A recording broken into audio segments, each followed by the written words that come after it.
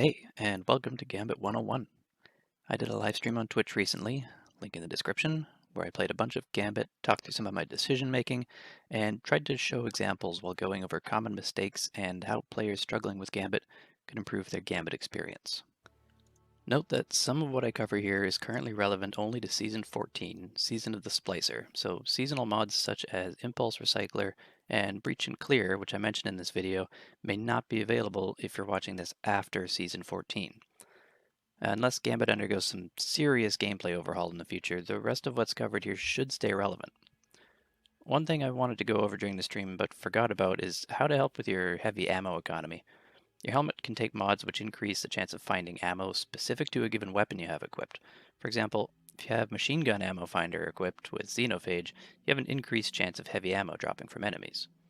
This is critical when going into Gambit, where heavy weapons often mean the difference between winning or losing.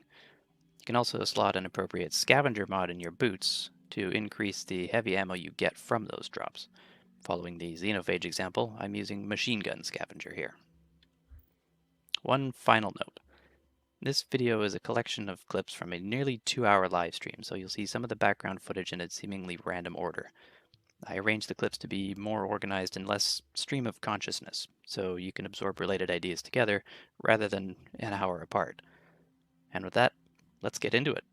Class is now in session.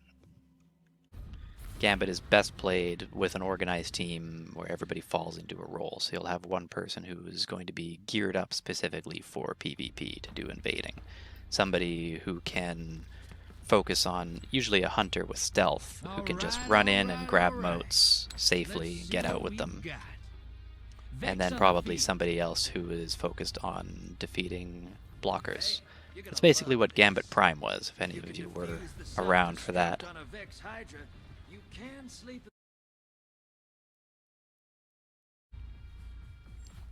So I think the biggest thing for people who are looking to improve their Gambit play is figuring out what you should be doing in a match, right? Because it's a little bit chaotic. And I think probably the biggest issue is when you have everybody on your team just running for motes. So do you pick up motes? Do you not pick up motes? If everyone else on your team is happily going after motes, then you should probably just let them do that, because it's always going to be better for your team to have larger amounts of motes banked at once. That means bigger blockers for the enemy to clear, which means it takes them longer. Which brings me to my second point about motes. When do you bank?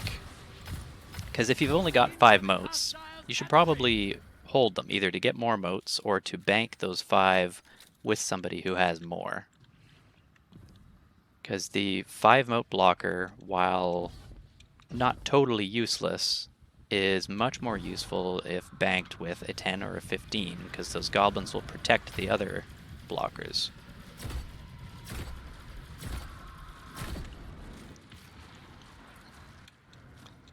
So don't just bank motes just because you have them. Try to look for an opportunity when it'll be useful, especially try to bank motes together with your team when your invader is ready to go in. So we've just had a large blocker deposited. If you look at the score screen up top, that's what that diamond with 4 triangles at the corners means. That's a large blocker.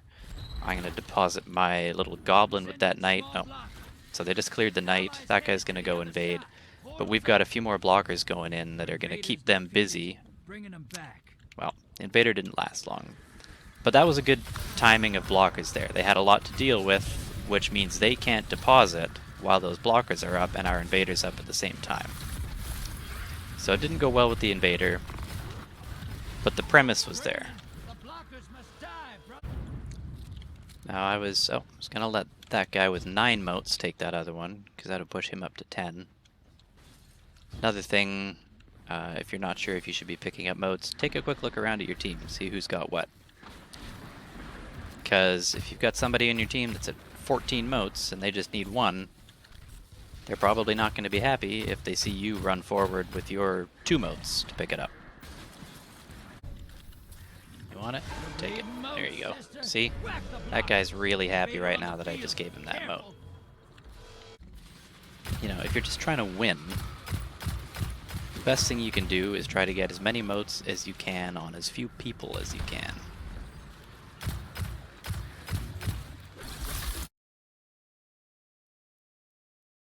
Generally, you want to work front to back. Try not to kill a lot of enemies in the back that you're not going to be able to get to.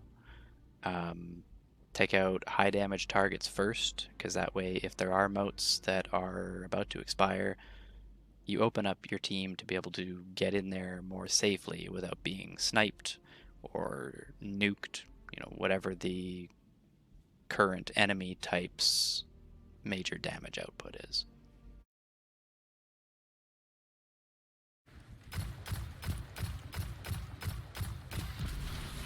If you're aware that blockers are up, try to clear them.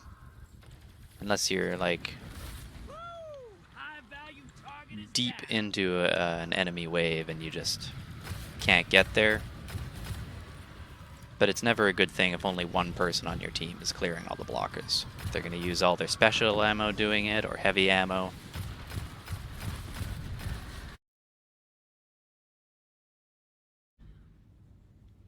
Heavy ammo, usually if you pick it up, you should be picking it up for a heavy weapon that you're prepared to invade with. Otherwise, if you don't plan on invading, you should generally leave the heavy ammo for somebody on your team who is planning on invading.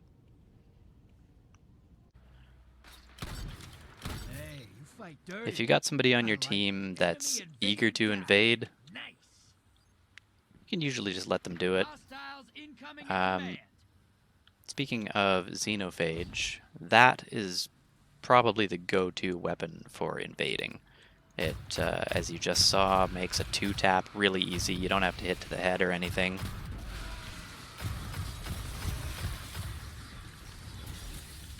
Another heavy that I've been liking for invading recently has been the Colony. Not strictly better than Xenophage, I'd say, but the Colony can be used with the seasonal Breach and Clear mod to give you a lot of bonus boss damage, make you more effective when the Primeval's up as well, so it's just a good dual purpose. And I found that the Colony has made invasions actually really easy sometimes. You can just pop a couple of spider grenades at somebody that's hiding around a corner. So here's another thing. That guy's going to invade. That's wrong. If your enemy's boss is full HP, your invade is accomplishing nothing except just keeping them busy a little bit. You want to be invading after they've done damage to the boss. That way your kills are actually going to be healing the boss. See, he got 2 kills, so kept them busy a bit. Made a couple of guys have to respawn, which is fine. But not actually helping us with the boss race.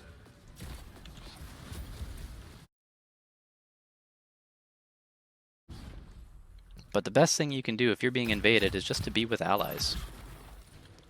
Because focused fire does a lot more work than their overshield does.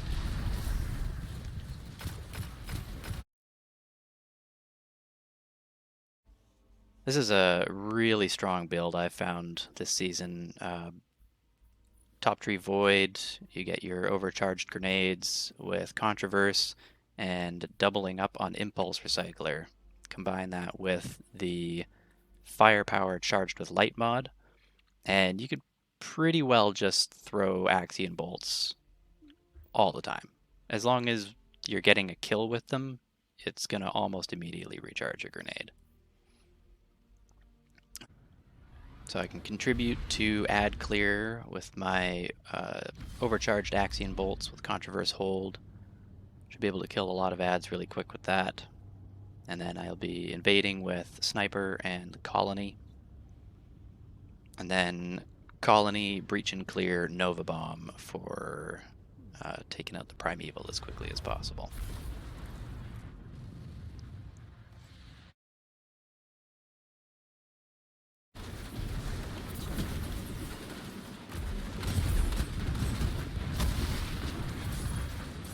The melee with Top Tree helps recharge your grenade as well. inbound at the beach.